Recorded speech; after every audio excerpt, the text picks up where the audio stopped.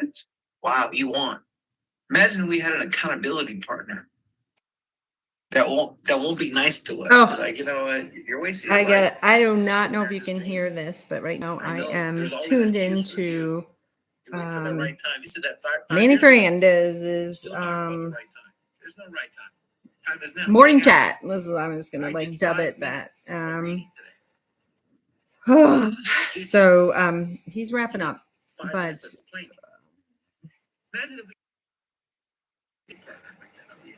I'm liking what he's saying. So he's talking about,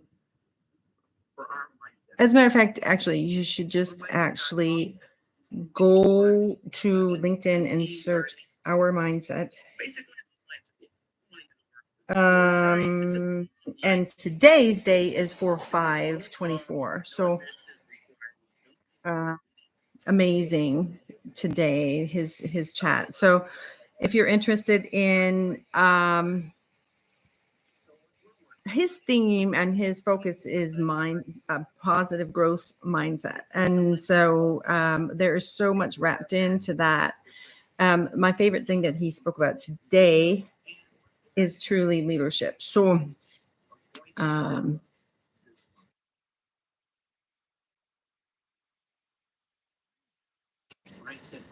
well, actually, hang on, because I want to listen to this. I'm not sure if my mic can pick this up, but if you choose to do so, and if you're approved to be on the platform to produce your own course. Nice. And there's going to be a way for those people that are longtime members, if you have interest. Oops, here, folks. So if you like Our Mindset, you're already sharing Our Mindset, Sandra, Janet, V, there's going to be a link where when someone signs up, you make money as well. So they'll do the hard work, you make money. Yeah. This is how you leverage. This is how you scale. Now, what do I imagine with this? Where is this going? Look, if you're going to be up there and buy the thing during the pandemic, I stumbled into, well, a friend of mine very kindly suggested that I try an app that was, for all intents and purposes, a party line. And so it was an auditory app. And anyway, there was so many subjects. Some people went on Zoom, some people like connected our mindsets to Facebook, and there was like some networking that was going on in that way. Anyway, I found my way to Manny Fernandez's community, which is I think I was one of the first people, maybe not to join, but to tune in and to chime into the conversation, because I know that a positive and a growth mindset it's so valuable, right? So value education, value leadership, teach, lead, things like that. So anyway, he's actually right now talking about some free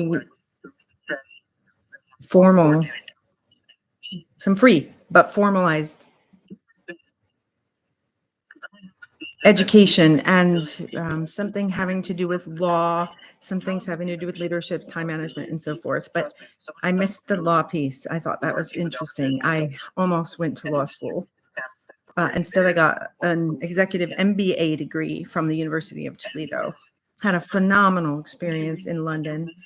Tremendous. Oh, I'm echoing tremendous experience. We were saying the word tremendous at the same time. So I hope this right here isn't interfering with my microphone here. But anyway, I need to figure out how to tap into his offer today, just because I do very, very much take advantage of free education from Stanford, I didn't engage in anything with MIT, but I have engaged with free education. Stanford came out with MOOCs years ago.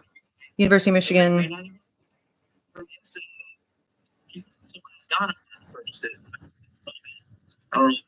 And even at the church that I go to, there's just a real embracing of education, university-like structured classes or sermons or presentations, and it's phenomenal. And I love that. Things that can, moments or like courses that can stand alone if it's videotaped as a sermon and a message all on its own, but also can build. So sometimes our pastor does like three, short, a short stint, or sometimes it stretches over months. But anyway, nonetheless, the very first organization I ever worked with was a Christian based Mennonite. It was Mennonite based organization. And I wasn't even a Christian then. And so, but I embraced the learning. As a matter of fact, I annoyed people because I would be so excited about what I learned. And then I would talk about it and people would be like, shut up, you're annoying, which is how my kids feel about me. They think I'm annoying. That I hope every single one of them embraces and has learned to learn. And that each of them have their own, I hope each of them really take the lead and take control and be responsible for their own learning and their own lives and their own hearts and their spirituality and their minds. And truly want that for all kids, for all people, actually. I mean, one of the biggest and saddest tragedies in our on earth is apathy, atrophy, and just indifference. I hate all three of those words. Get the money for a fourplex. Manny's topics are so good. He talks about investing. He talks about a lot coming out of he's an angel investor out of California. And before you put down the whole state of California, because they are wacky in some things. I mean, there's a lot of good folks out there. I can tell you, I know. I mean, I can name 6 people off the top of my head that I've either worked with from Stanford, from a colleague from K-12, colleagues from our mindset. I've never even spoken to Manny Fernandez. Doesn't matter. But nonetheless, I like what he's talking about right now, because I was a product of a very impoverished situation when I was a kid. I sometimes categorize things call it like rural or country poverty versus urban or city poverty. If you think about the city mouse and the country mouse, it's not that, it's the poverty ones. So anyway, let me see if I can figure out what and how to engage in his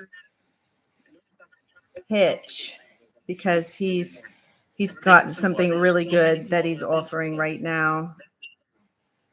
More Money Motivation by Manny Fernandez Live.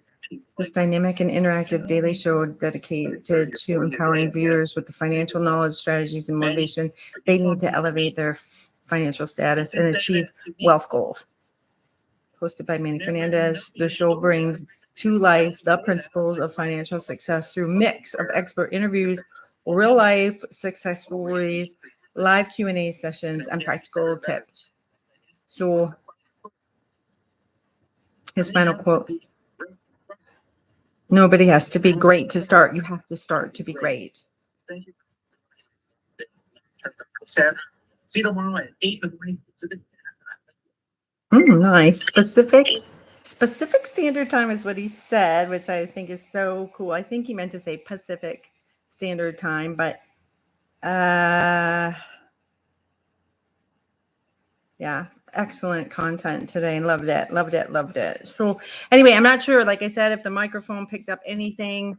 I'm gonna have to probably go dig in to figure out what the offer was and to really, if I can tap into some formalized products or education or training that he has going on. But for all my students out there, meaning under the age of graduation, K through 12, right? For the many, I've let's see, I'm going to do a quick count because let's see, I have substitute taught in TPS, Toledo Public Schools, Sylvania, Sylvania City or Sylvania schools, Perrysburg schools, Ottawa Hills schools, Noka,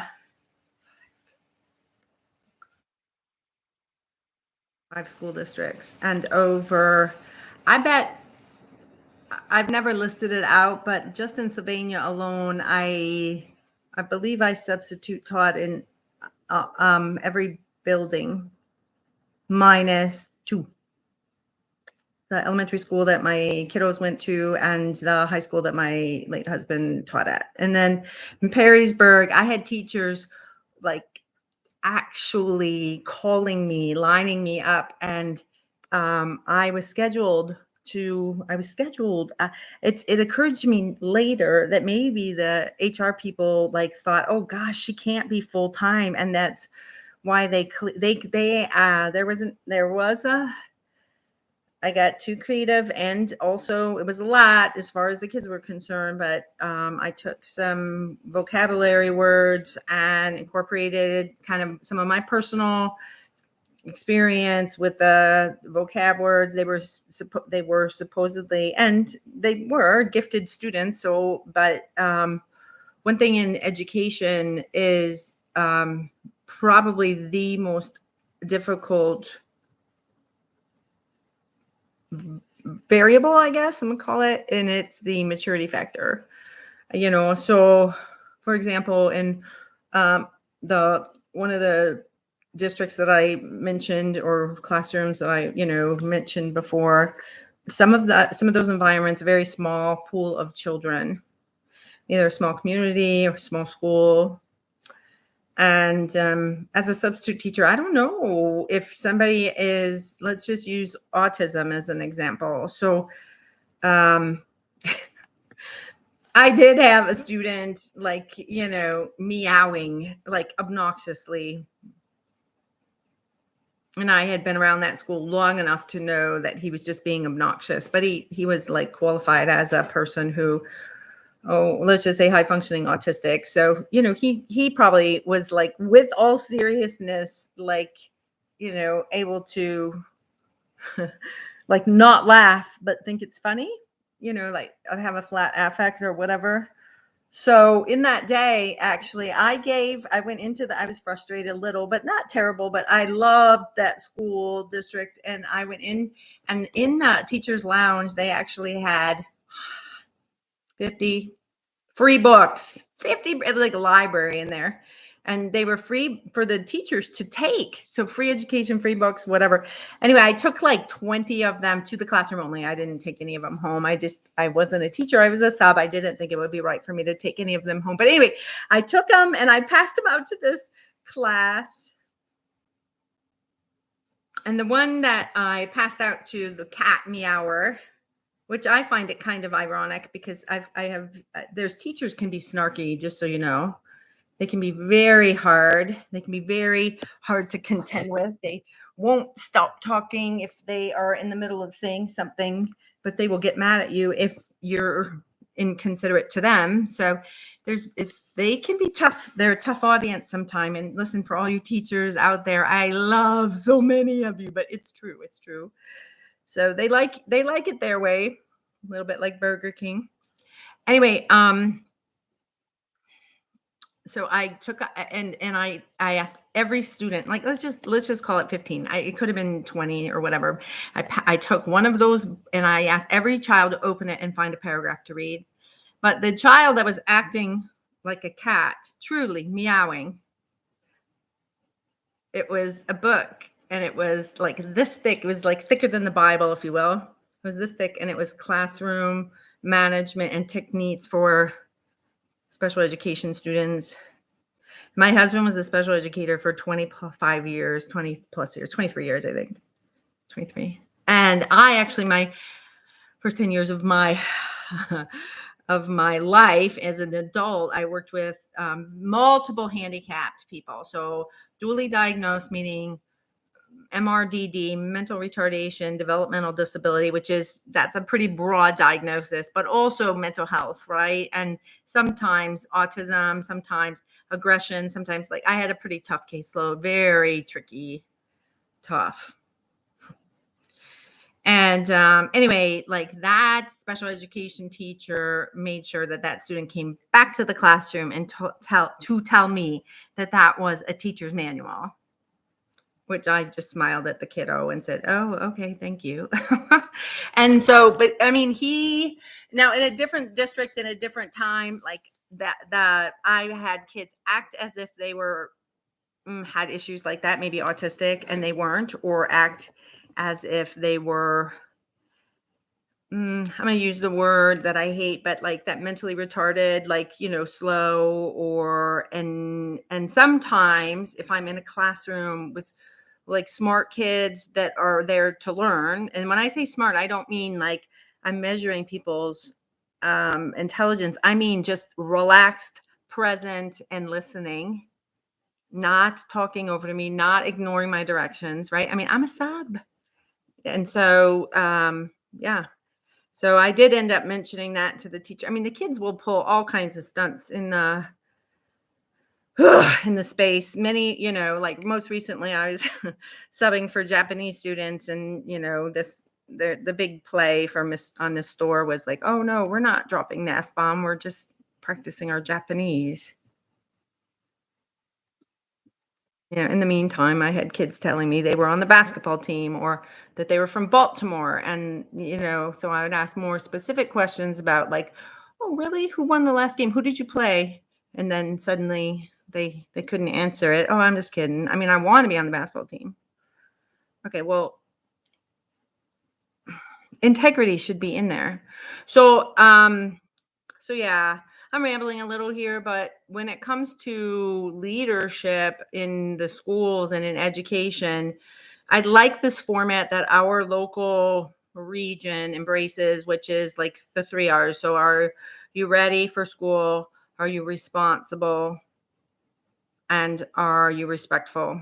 And I would like to, and it would be really nice to like integrity should be in there too. I have had kids gang up on me. I've had kids lie. I've had kids like, if you don't mind and don't let this trigger you, all of you who hate for no reason, because you probably don't even know him, but Donald Trump, but like, colluding and it's like collusion, and I'm just literally like, thank heavens. I mean, that in the one particular case, in fact, I saw all 6 kids leaving the principal's office kind of, "Oh, there she is," and then, yeah, I mean, they all like reported me because they were clowning around and being disrespectful.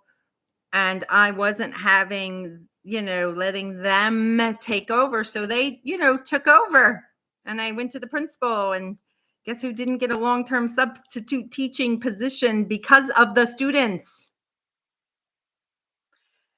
Yeah. So in the meantime, I know people that don't even have degrees that are teaching in that school, get full benefits, and are teaching kids 3rd grade, which is the pivotal year. And many of the 2nd and 3rd graders in that school district, it's a large one, so I can't even read. I had a 2nd grade class in that district beg me to stay and teach them to read. In the meantime, there was something posted in the hallway about 90 some percent on like an I ready something. And I was literally like, for what grade level? And I actually was able to, with the assistance of another adult, read to the class after 4 girls and 2 boys were removed for physical fighting. And those kids were delightful and sweet, but the biggest troublemaker in that class, according to my ancillary, superficial assessment of these kids, was a girl who could read. And so she was bored out of her mind. And so what did she do? She's stirring up trouble. And she was part of we have certain programs that push into the schools. In this particular school, the program was called Tackle. And so they could, she could have, it's good in that it gives additional support. hopefully it redirects these children's eyes and mind to the reason why they should be learning, and that is, I mean, in Ohio, our standards are, I've heard teachers that teach way above the standards complain because there's changes in the standards, and the third grade math standard change, like flipped the switch on some of these teachers. But, those, many of the ones that were, if you will, freaking out and complaining were like perfectionists, so to speak. Like, oh my gosh, there's no way I'm going to be able to nail this. So unless you are in the teaching profession and or you can appreciate the level of sometimes perfectionism. By the way, this is an ancillary comment as well, but I substitute recently in a Japanese course. The students were taking college level Japanese. Some of them were permitted based on their maturity level to go over to campus and on the university, and some of them were not. And so I like the structure of that school. And there's a lot of really interesting and good things going on.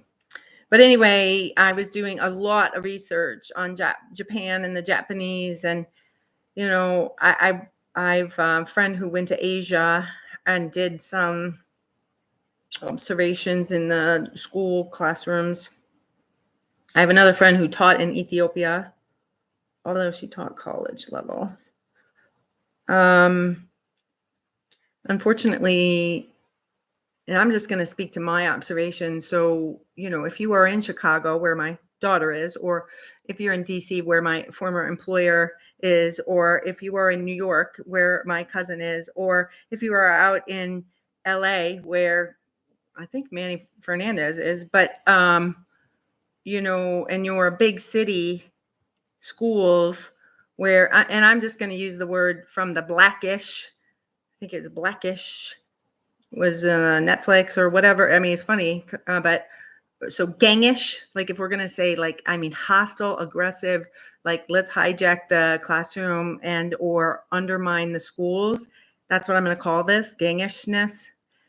Nonsense is what it is. It's a bunch of nonsense. And so if you are frustrated because your kids are dealing, or your kids aren't getting the education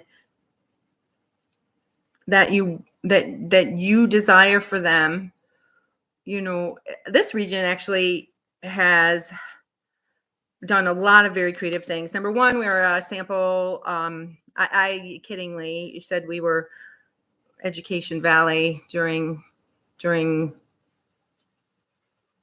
the pandemic, but in many ways we are a very good segment, sample, not highly wealthy. So people actually work hard for their money. The cost of living isn't super high, but people by and large are actually working class but conservative, but so blue and white collar but working class.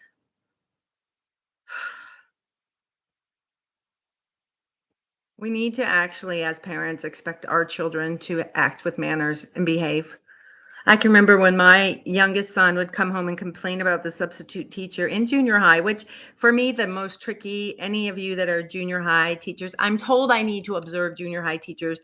The only thing that I can ascertain through maybe a few minutes of observations, because I don't get to observe teachers, is that the junior high teachers know when to be sarcastic. They know when to be firm. And sometimes, like, they can even get away with being like absolutely outrageous because the kids know them. But that is the hinge. As a sub, the kids, as you're pushing into a classroom, depending on the size of the district, but yeah, the kids don't know you, and they many times will test you, but most of the time they like you. But my son, would complain, and I go, well, do I need to call the school? I mean, what? What? And so, no, mom. Well, junior high kids still talk to their parents. Dummy me. I should have just been like, tell me more, try to keep. I heard one of my son's friends say, their mom or something say, yeah, you want him to tell you everything. So pretend like you like the story. Anyway, whether it was, my daughter got in trouble in junior high for picking on the kids that were special education, which is so ironic since her older brother, pretty much the first 5 years of his life, was like completely integrated with severely disabled individuals. So much so, many of them could not speak with any eloquence or verbal finesse. Some of them only sign language, some of them with a spit and a stutter, or, like cerebral palsy or a light talker, all of those things my son had. So, she got in huge trouble. I was glad that she got called out for that. But, that's her. So her dad was a special education teacher in the high school. Her parents met at a place where not just education, but special living circumstances. We really customized, like we call them IHPs, and did everything we could to make sure that we were giving the best quality of life based on the finances that were available to the person. And sometimes we would say the resident, because they were the resident of in the home. But man, good teachers are leaders. Good leaders are teachers. And good leaders may be surrounded by teachers because they can't teach. And so therefore they can delegate that. Well, anyway, I'm just going to wrap up here. God bless you good. And I hope you check out more content. And I don't even know if I'm going to get dinged, because we'll see. In the past, I've Zig Ziglar is somebody I have read his content and been exposed to his content. And I've been dinged on YouTube. I even got dinged for Elvis Presley, which is not, I don't even know what in the world, if it was on YouTube in the background or whatever. I just literally have never, as far as copyright infringement, that's a bunch of nonsense. Actually, I do fair use. But we'll see. We'll see if this stream gets dinged because I've used some pretty big names, like I think I talked about Anthony Robbins, Tony Robbins, Grant Cardone, maybe. I mean, Manny Fernandez, Zig Ziglar. But my favorite gal in my whole is Amelia Earhart, and I always forget her name, but the lady that won the Nobel Peace Prize for physics. So yeah. So God bless you. God bless you good, and have a good day. Check me out at Thor Wellness Group. Take good care, okay? Peace. Bye.